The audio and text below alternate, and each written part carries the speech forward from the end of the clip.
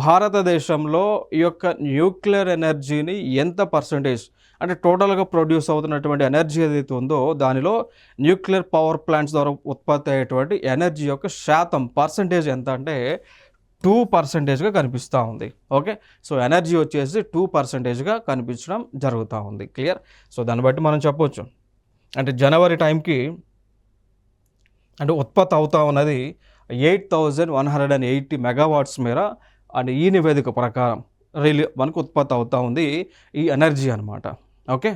So enhance చేశారు కాబట్టి energy release ఉత్పత్తి చేస్తున్నారు. అంతకుముందు మాత్రం 6780 మెగావాట్స్ ఉండేది. క్లియర్. సో దాన్ని ఎన్హాన్స్ చేసుకుంటూ వచ్చారు. ఒక్కొక్క ప్లేస్లో ఒక్కొక్క పవర్ ప్లాంట్ని పెట్టుకుంటూ వస్తూ ఉన్నారు. క్లియర్. ఇదొక అంశంగా మనం చెప్పుకోవచ్చు.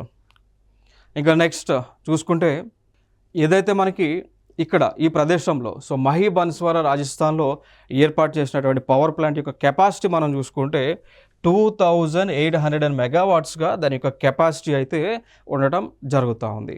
ఓకే. సో నెక్స్ట్ మధ్యప్రదేశ్లో కూడా ఏర్పాటు చేయబోతా ఉన్నారు పవర్ ప్లాంట్. సో అది 1400 మెగావాట్స్ విద్యుత్ని ఉత్పత్తి చేస్తూ ఉంది. సో టోటల్గా పర్సంటేజ్ మొత్తం కలుపుకుంటే ఇండియాలో 2% మేర న్యూక్లియర్ ఎనర్జీని ఎలక్ట్రిసిటీని ప్రొడ్యూస్ చేస్తూ ఉన్నారు.